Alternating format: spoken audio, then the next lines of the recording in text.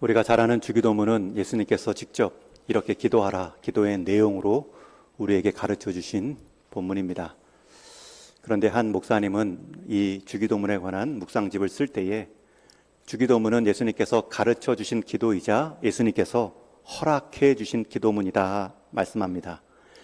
이게 무슨 뜻이냐면, 여러분, 그 기도의 내용은 세례 요한도 가르칠 수 있습니다. 그러나 그 기도가 가능하도록 주기도문의 첫 구절인 하늘에 계신 우리 아버지여, 그 아버지를 부를 수 있는 자녀됨의 특권은 예수님께서 우리를 위해 십자가에 죽으시고 우리의 죄를 사하심으로 그것을 믿는 자들에게 주시는 특권이기에 가능합니다. 세례 요한이 가르쳐준 주기도문은 그 내용에서만 가능하지만 그것을 직접 기도할 수 있는 자녀됨의 특권은 가능하지 않습니다. 그런 점에서 예수님은 우리에게 주기도문을 가르치신 분이시자 그 주기도문, 하늘에 계신 아버지를 허락해 주신 분으로 말할 수 있습니다. 이것이 우리 자녀됨의 특권입니다. 여러분, 주기도문을 가르쳤다라고 하면 우리는 배워야 된다라는 부담이 있고, 모범 보여주셨으면 우리는 따라야 된다라는 순서가 있지만, 예수님께서 그 기도의 자리, 그 자녀됨의 특권을 허락해 주셨다라고 하면 우리는 그 기도의 자리가 우리에게 가장 큰 축복이다 여길 수 있습니다. 여러분, 한 주간 기도 생활 어떻게 진행하셨는지요? 여러분, 하나님을 믿는다 하지만 그 믿음의 표로 여러분의 기도 생활을 어떻게 말씀할 수 있는지요? 여러분, 기도를 가르침 받는 것으로만 여기지 마시고 예수님께서 그 기도를 우리에게 허락하시고자 자기 생명을 주시기까지 그 자녀됨을 회복해 주신 특권으로 여기시고 한 주간 기도를 진행하셔야 됩니다. 오늘 본문은 우리에게 얼마나 큰 기도의 특권이 있는지를 알려주는 또 하나의 본문입니다. 다윗이 지은 시로 1절 위에 부제로 기록되어 있고요. 거기서 그치지 않고 이 가사를 가지고 인도자를 따라 부르는 노래라는 설명도 있습니다. 여러분, 함께 읽어봐서 알겠지만 이게 노래 가사로 가능할까? 아니, 이게 하나님께 드릴 기도 내용으로 가능할까라는 의문이 듭니다. 오늘 함께 읽은 이 시편의 내용은 정말 이렇게 기도를 드려도 될까 할 정도로 한 사람에 대한 사무친 저주, 악담의 내용이 나오고 있습니다. 6절 말씀에 보면 악인이 그를 다스리게 하시며 사탄이 그의 오른쪽에 서게 하소서. 방금 우리 부른 찬양대 가사가 얼마나 아름답습니까? 그런데 부른 찬양대의 가사가 이런 가사라면 어떤 느낌이겠습니까? 악인이 그를 다스리게 하고 사탄이 그의 오른쪽에 서게 하소서. 한마디로 저 사람은 늘 주변에 악인이 넘치고 사탄의 지배를 받는 삶이 되게 하여 주옵소서. 악담은 여기서 그치지 않습니다. 아무리 두 사람의 관계가 안 좋다 할지라도 지켜야 될 선이 있지요. 흔히 말하는 가족은 건드리지 마라. 그러나 이어 나오는 기도의 내용은 그 자녀, 그 어머니, 그 조상까지 말하고 있습니다. 우리 9절 말씀을 같이 읽습니다. 시작. 그의 자녀는 고아가 되고 그의 아내는 과부가 되며 그의 자녀들은 유리하며 황폐한 집을 떠나 빌어먹게 하소서. 이런 독설에 가까운 내용, 이 저주의 모범이라 할 정도로 세밀하게 저주하고 있는 이 다윗의 마음, 어떤 인생이기에 어떤 고난을 받았기에 그렇게 마음에 사무쳐 표현하고 있을까? 여러분, 아무리 관계 안에서 어려움이 있어도 그 사람, 당사자만의 문제로 부부 안에서도 마찬가지입니다. 서로의 가정에 관한 이야기까지 하는 것은 절대 지혜롭지 않습니다. 그 다툼의 싸움은 결코 이겨도 이기는 것이 아닙니다. 정치권에서도 최소한 지켜야 될 것들이 있는데 막 넘어설 때가 있죠. 가족의 문제로 한 정치인의 상황들을 너무나 부끄럽게 만들 때가 있죠. 시편에는 여러 저주의 시들이 나옵니다. 저주의 표현이 8편에 나오는데 그 중에서 이 109편의 내용이 가장 지독합니다. 왜 다윗이 이렇게 화가 나 있을까? 무엇이 이토록 하여금 한 인생을 향해 저주를 퍼붓게 만들고 있을까? 2절, 3절 말씀에 힌트가 나오는데 우리 한번 같이 읽겠습니다. 시작. 그들이 악한 입과 거짓된 입을 열어 나를 치며 속이는 혀로 내게 말하며 또 미워하는 말로 나를 두르고 까닭없이 나를 공격하였음이니이다. 여러분, 여기서 반복된 한 가지 표현이 나오죠. 입, 혀, 말. 나에게 말로 상처 준 사람을 하나님 기억하여 주십시오. 간단히 표현할 수도 있는데, 악한 입, 거짓된 입, 속이는 혀, 미워하는 말. 여러분, 우리가 말 조심해야 됩니다. 우리의 혀를 조심해야 됩니다. 우리의 입을 다물어야 제때, 열때 좋은 소리 할 수 있습니다. 여러분, 입의 첫 번째 기능은 항상 다물어져 있어야 됩니다. 항상 입 벌리고 사는 사람은 없습니다. 다물고 있는 것, 먼지 들어가지 않고 해야 될 말 늘 떠버리듯 하지 않고 가려 하는 지혜가 담은 입의 의미입니다. 자나깨나 불조심만큼 중요한 게 자나깨나 말조심입니다.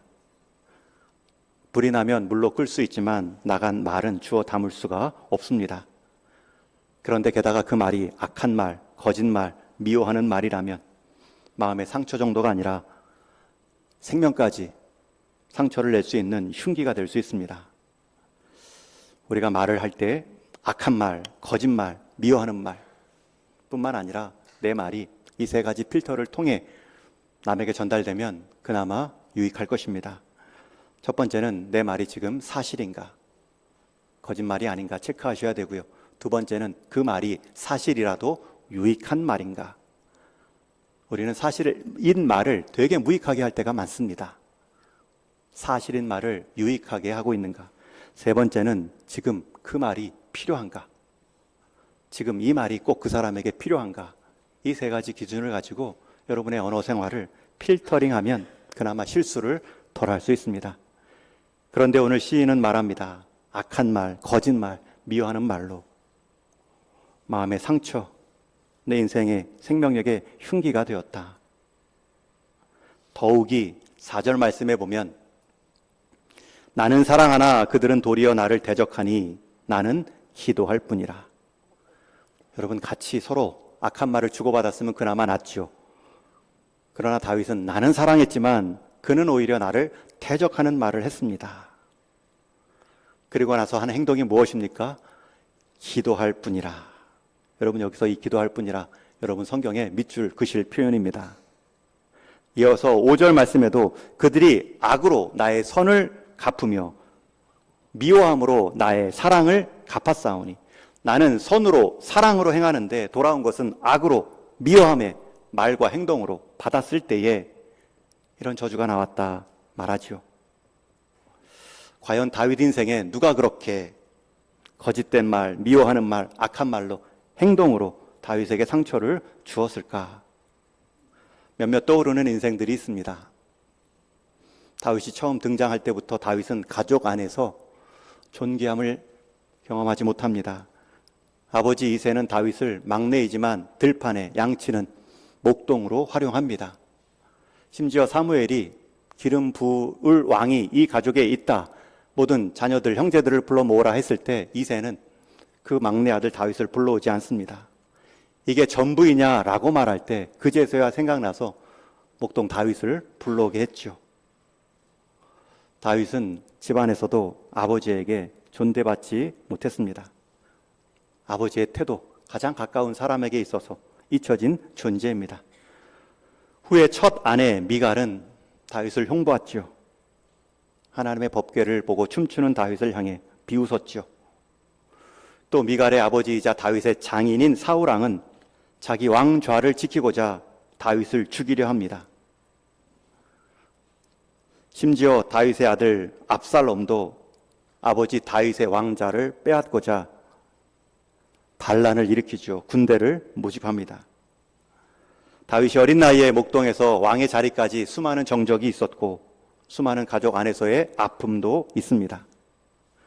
그렇다 할지라도 이 같은 원수를 향한 기도가 가능할 건가? 우리는 질문할 수 있고요. 그런 상황에서 오늘 성경은 하나님의 말씀으로 기록되어 있습니다. 저는 이 시편 109편을 묵상하면서 두 가지 기도의 교훈을 얻었고요. 나누고 싶습니다. 첫 번째는 과연 이게 기도인가? 성도로서 이러한 기도는 가능한가? 더욱이 7절 말씀에 보면 그의 기도를 죄가 되게 하옵소서. 여러분, 이것은 나에게 상처 준 자가 기도하는 자 같은 신앙인이었다는 표현입니다. 다윗에게 상처를 준 자는 골리앗은 해당되지 않을 것입니다. 되게 말로써 행동으로써 내가 준 만큼 받지 못했을 때의 서러움들은 내가 신뢰했던, 가까이 여겼던 사람들의 행동에서 나옵니다.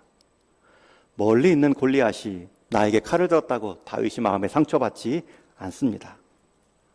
그러나 심지어 그런 사람들을 향하여서, 이렇게 가까운 가족과도 같은 사람들을 향해 이런 저주의 시를 기도할 수 있을까? 여러분, 오늘 하나님 말씀은 기도시로 다윗의 기도를 기록하고 있습니다. 여러분, 기도가 무엇입니까? 기도는 하나님과의 주고받는 대화입니다. 이러한 기도가 가능한가? 라는 질문에 저는 가능하다라고 말할 뿐만 아니라 바로 이게 기도다 라고 강조하고 싶습니다. 여러분, 기도는 우리의 마음을 정직하게 하나님께 알리고 하나님의 뜻을 우리 인생 마음에 담아내는 과정입니다. 그래서 다윗은 지금 사람에게 저주의 말을 직접 부은 것이 아니라 그 사람이 저주스러운 행동을 했다 할지라도 그것을 같은 저주의 사람의 말로 받은 것이 아니라, 되갚은 것이 아니라 그것을 기도로 하나님께 표현하고 있는 것입니다. 이렇게 하나님께 먼저 기도로 표현했기 때문에 그는 사람에게 불평하지 않을 수 있었고, 이런 저주에 가까운 말이 나올 정도로 화가 나 있지만 그는 그 화를 먼저 기도로 하나님 앞에 온전히 섰기 때문에 사람 앞에서 안가품하지 않을 수 있었습니다. 여러분, 이런 기도를 통해서 다윗이 그저 한풀이했다, 푸념했다라는 기도의 목적이 성취된 것이 아니라 인간적인 악한 죄성의 마음으로 보복 심리가 떠올랐을 때 그는 그 다 나쁜 마음을 하나님께 내버림으로 하나님의 마음을 받는 기도의 응답을 경험합니다. 여러분, 다윗이 이렇게 하나님께 기도했다고 해서 기도한 대로 다윗이 실제로 행동하지는 않습니다. 저는 이 기도의 가장 유력한 대상을 사울로 봅니다. 가장 가까웠을 장인, 가장 가까웠을 왕의 후계자, 자기가 먼저 하나님의 마음을 떠나 백성들이 마음이 떠났을 때 자기를 돌아보지 않고 다음 떠오르고 있는 왕 다윗을 시기합니다. 사람들의 사울은 천천히요 다윗은 만만이라는 소리를 그냥 듣지 못합니다. 병사들을 풀어 잡아오라, 심지어 자신이 직접 병사들을 이끌고 다윗을 죽이려 창을 들었습니다. 그 중에도 다윗은 도망치면서도 두 번이나 1대1로 사울을 마주치며 원수를 갚듯 그를 제거할 수도 있지만 그냥 떠나거나 옷을 살짝 베어오는 것으로 자제합니다. 어떻게 그렇게 할 수 있을까? 자기를 향해 창을 던지고 칼을 겨누었던 사람을 향해 어떻게 함께 칼을 들지 않고 창을 들지 않을 수 있었을까? 여러분, 그 이유가 바로 오늘 기도입니다. 이 기도가 없었다면 바로 칼을 뽑았겠죠. 이 하나님 앞에서의 탄식이 없었다면 바로 사람 앞에서 보복으로 갚았겠죠. 기도의 내용에서는 그를 한없이 저주했지만 실제로는 그는 같이 칼을 듣고 그의 생명을 제거하지 않습니다. 하나님께 맡깁니다. 기도의 내용에서는 원수의 자식들은 거지가 되고 빌어먹게 해달라 기도했지만 실제로 다윗은 사울의 손자를 챙겨줍니다. 사울의 아들 요나단의 아들인 손자, 전릉발이었던 무비보셋을 찾아내요.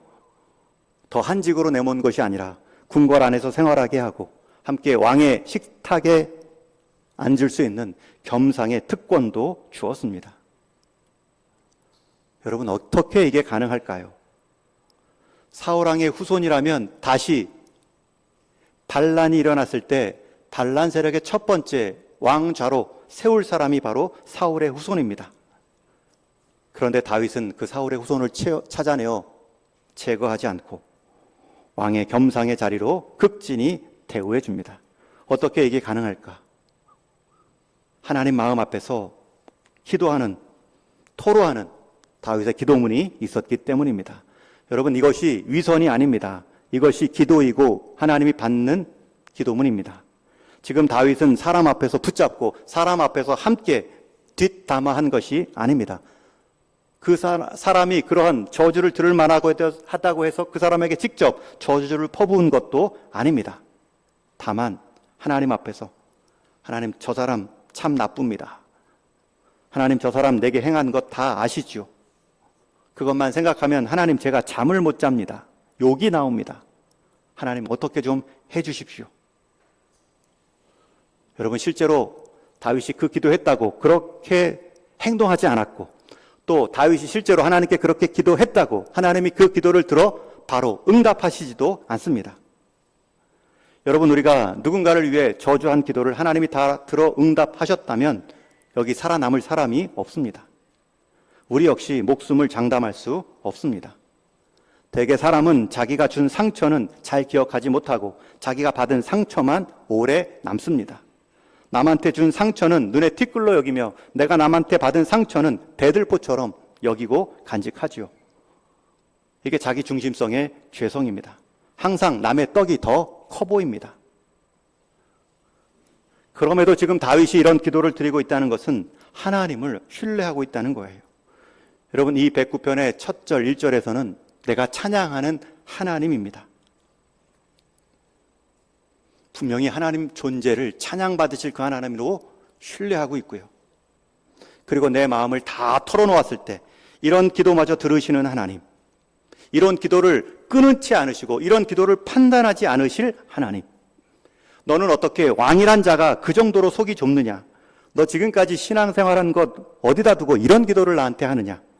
너 정말 이 정도밖에 수준이 안 되냐? 이것도 기도라고 지금 하고 있느냐? 라고 하나님은 책망하지 않으셨고 하나님은 그의 기도를 끊지 않으셨습니다. 여러분, 이게 기도입니다. 여러분, 우리는 하나님 앞에서 예의를 갖추는데, 형식은 갖추는데 단 한 번도 하나님께 마음을 토로하지 못하고 하나님과의 삶의 경계선은 명확하게 하고 하나님이 간섭할 자리와 내가 주장할 자리를 분명히 구별하고 사는 그러한 모습으로 나아가지는 않으시는지요. 하나님 앞에 드리는 기도는 하나님 앞에 무엇을 얻는 과정이 아니라 하나님 앞에 서서 우리의 마음을 털어놓는 것 자체가, 그래서 하나님의 마음으로 위로받는 것 자체가 기도의 목적입니다. 하나님을 독대하고 하나님의 마음으로 내 마음이 번져나가는 것. 이런 원한과 불평을 다윗은 사람에게 하기 전에 하나님께 올렸습니다. 이런 기도가 아직 경험되지 않은 성도들은, 인생들은 그게 하나님 앞에서 가능하냐? 하나님께 부담 지우지 말자. 빨리 일어서자. 스스로 기도를 예의 있게 하지만 정말 기도를 통한 하나님의 마음은 모를 수 있습니다. 나는 사랑하나 그들은 도리어 나를 대적하니 나는 기도할 뿐이라. 다윗의 기도를 통해서 우리가 얻을 수 있는 교훈은 이게 기도라는 것입니다. 여러분, 복음서에 보면 예수님께서 두 기도를 비교하십니다. 성전에 올라와 기도했던 바리새인과 죄인의 기도가 있습니다. 하나님은 누구의 기도에 응답하셨는가? 바리새인은 형식적으로 문제가 없고 자기 나름의 열심과 의를 가지고 나와 기도합니다. 주된 기도 제목은 하나님, 저는 저 세리와 같은 기도가 아닙니다. 저는 저 세리보다 잘 살았습니다. 그리고 고개를 하늘로 향하여 그러니 제게 합당한 복과 칭찬을 주십시오. 형식은 살아있지만 그 관계에 있어서 하나님을 알아가는 마음은 없습니다. 그러나 세리의 기도는 형식적으로, 내용적으로 아무것도 없습니다. 단 한마디입니다. 주님 앞에 저는 죄인입니다.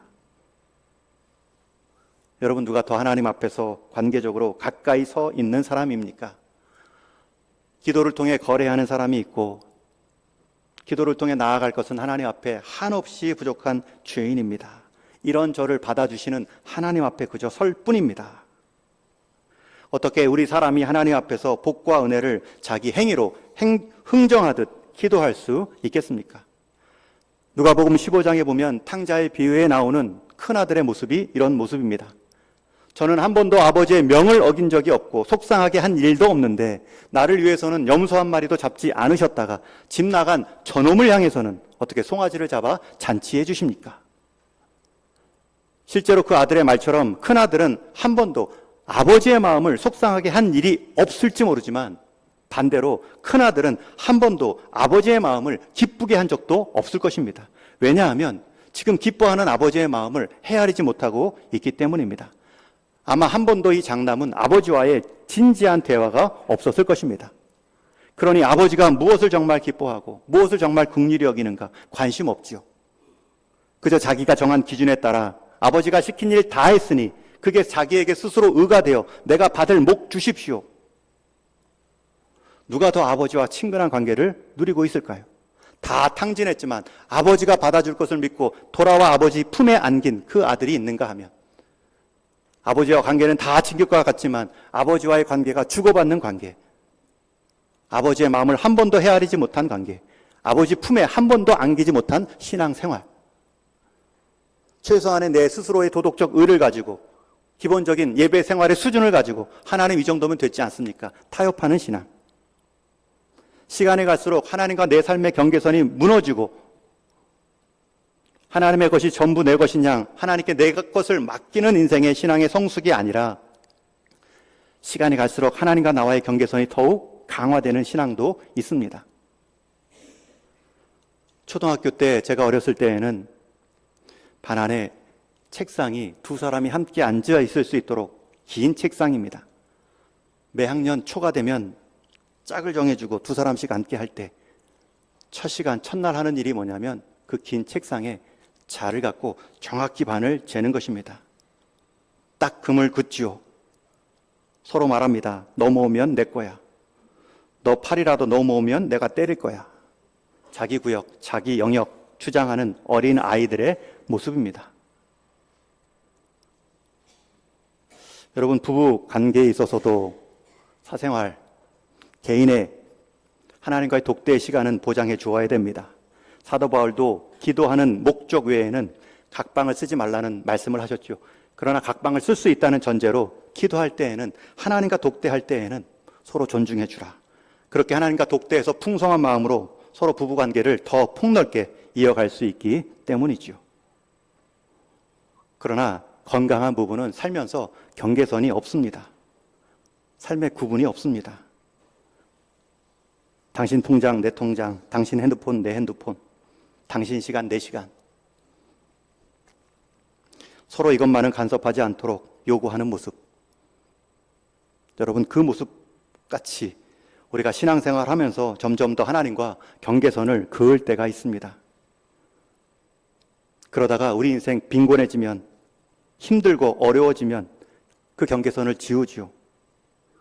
주로 우리가 하나님 앞에 경계선을 지을 때에는 우리가 풍요할 때가 아니라 우리가 어려울 때입니다.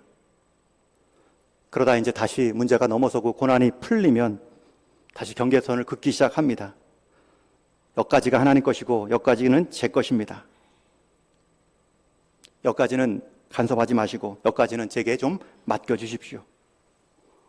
부유할 때에는, 형통할 때에는 열심히 선을 긋고 어려울 때에는, 힘들 때에는 우리 선을 다 풀어놓고 도움을 구할 때가 많이 있죠.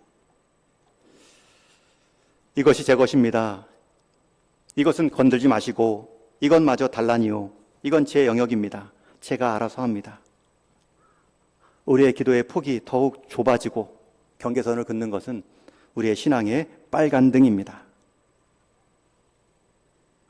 최소한 다윗은 그러하지 않았습니다. 지금 최소한 다윗은 가장 어려울 때에, 가장 인간적 보복으로 자기 힘으로 권력으로 행할 수 있을 때에 그것을 하나님 앞에서 제압하고 하나님의 마음으로 자기 마음을 다스리고 있습니다. 여러분, 기도란 나의 노력에서 하나님의 능력으로 도우심을 확장해 가는 과정입니다. 첫 번째 기도의 교훈은 이것도 기도입니다.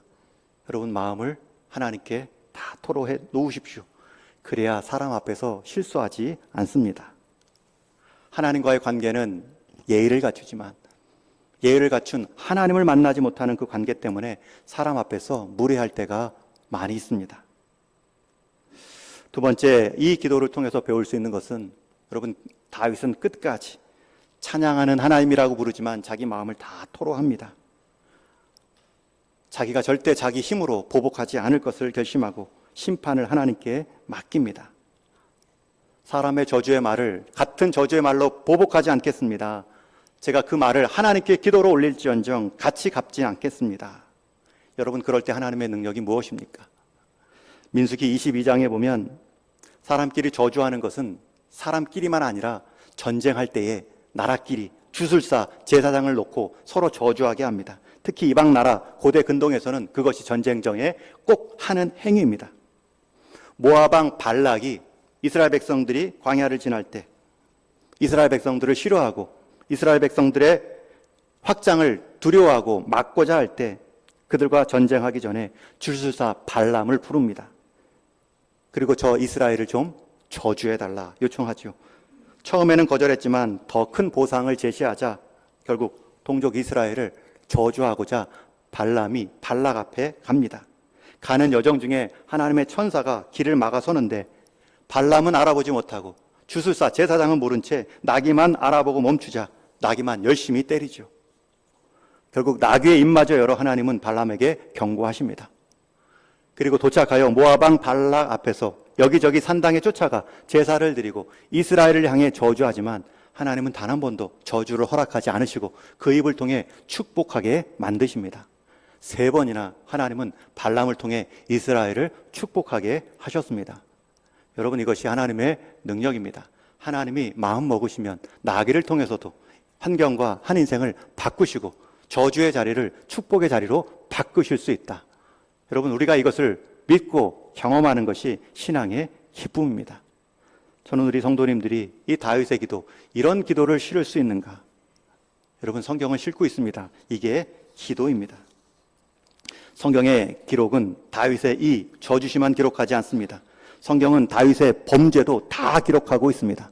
어떻게 부하의 아내를 탐하여 옥상에서 목욕하고 있는 모습을 첫 시작으로 부하의 아내임을 알고도 그를 범하였고 욕정이 멈추지 않아 집요하게 얻으려다 부하마저 전쟁터에서 죽게 만들었는가? 여인 밧세바를 아내로 맞는 전 부정적인 과정을 다 싣고 있습니다. 그가 낳은 자녀, 첫 자녀는 죽게 되고 그 후에 가문에서 왕권 투쟁이 얼마나 심각하게 일어나 그 결과가 얼마나 컸는지 후폭풍도 쭉 묘사하고 있습니다. 그러나 성경은 또 한 번 다윗이 나단 선지자를 통해 지적당하자 그가 범죄를 깨닫고 회개하고 돌이키는 눈물의 기록도 남겨 있습니다. 그리고 그를 다시 일으키시는 하나님, 사용하시는 하나님, 회복시키시는 하나님을 보여주므로 한 사람이 어떻게 신앙의 꼭대기와 신앙의 골짜기를 동시에 경험할 수 있는가도 보여줍니다. 그러기에 우리는 알 수 있습니다. 여러분, 성경의 기록 목적은 사람의 영광에 있지 않습니다. 마찬가지로 우리가 기도하는 목적은 사람의 영광을 나타나는 데에 있지 않습니다. 그래서 성경은 사람의 약점도 기록하고 죄 범함도 기록하고 그의 약한 기도문도 다 기록하고 있습니다. 그것을 기록함으로 그런 자를 회복시키고 사용하시는 하나님의 영광스러움을 보여주는 것입니다. 여러분, 하나님 안에 하나님의 영광스러움, 하나님의 관계 안에 하나님의 회복이 있습니다. 기도를 통해 나를 좀 드러내십시오. 하나님 앞에 마음을 드러내십시오. 그리고 그 하나님 안에 여러분 좀 숨으십시오. 성경은 절대 사람에 대한 소망을 말하지 않고 다만 하나님 안에 있는 인생의 소망을 말할 뿐입니다. 그런 연약한 사람도 받고 그런 연약한 문제도 받고 회복하여 하나님의 영광을 드러내시는 기록이 성경의 목적입니다. 이제 말씀을 정리합니다. 저와 여러분, 기도할 때입니다. 기도한다는 것, 하나님이 우리가 무엇을 기도할지, 무슨 요청과 필요와 우리의 상황들을 다 아십니다. 그런데도 하나님은 나와서 기도하라는 이유는 대화하자는 거예요. 다 아니까 하나님 다 아시죠? 끝. 기도를 이 말로 흔히 말하는 퉁치듯이 하는 게 아니라 그럼에도 나와서 하나님께 마음을 토하고 그 마음을 토로하는 과정에서 내 기도가 옳은 기도인가? 내 마음은 지금 하나님 앞에 옳은 마음인가? 그것을 살피고 하나님의 마음과 하나님의 말씀으로 체험받아 일어서는 것, 그것이 기도의 목적입니다. 그 기도의 자리는 분명히 기도하러 왔을 때와 기도하고 떠난 나는 다를 것입니다. 여러분, 하나님의 최고의 기도 응답은 내가 변화되는 것이지 내 주변에 무엇이 나를 더 편하게 하는 것이 아닙니다. 하나님과의 관계에 있어서 최고의 복은 하나님을 더 친밀하게 하는 것이지, 하나님의 친밀함은 모르는데 하나님이 주신 선물로 내 인생이 부여한 것이 복이 아닙니다. 여러분, 탕자가 되라는 말은 아니지만 탕자 같은 하나님 품에 안김은 여러분들이 기도하셔야 됩니다. 다윗의 기도는 공동체의 기도로 노래되어졌습니다. 누구에게나 이런 문제가 있고 이런 아픔이 있고 이렇게 기도하고 싶은 대상이 있다는 것입니다. 그러나 그것을 대상을 향하지 않고 하나님께로 먼저 향했습니다. 이것을 훈련하십시오. 우리 재직분들 훈련하셔야 됩니다. 기도는 절대로 우리 죄성을 가진 사람이 자연스럽게 기뻐함으로 나오는 자리가 아닙니다. 변화받는, 치유받는 자리이기 때문에 훈련받고 나오시는 연습하셔야 됩니다. 우리 동인교회가 이러한 치유의 공동체로 나아갈 수 있기를 기도하고 있습니다. 우리가 할 수 없는 일 하나님께 기도함으로 하나님이 행하여 주옵소서. 교회 안에서 상처받고 떠나는 것이 아니라 상처받은 인생이 교회 안에서 하나님 때문에 회복되는 일에 내 인생이 쓰임받게 하여 주옵소서. 그렇게 기도함으로 나와 하나님과의 관계선이, 경계선이 점점 옅어지고 우리가 하나님께 더 마음이 열리고 우리가 하나님께 더 쓰임받는 일에 우리의 인생이 놓여지게 하여 주옵소서. 정말 하나님께 내 것이 되고 내 것이 하나님이 될 정도로의 온전한 연합을 통해 회복되는 교회 되게 하여 주옵소서. 우리 다음 세대가 그러한 하나님의 품을 경험할 수 있는 귀한 생명의 세대가 되게 하여 주옵소서. 그래서 세상에 생명의 품이 없는 그 시대에 생명의 품 의지하다가 함께 망하는 인생, 불평하는 인생 되지 않고 하나님의 품을 경험하고 하나님의 회복을 통하여서 하나님의 사람들을 일으킬 수 있는 우리 동인교회가 될 수 있기를 주님의 이름으로 축원합니다.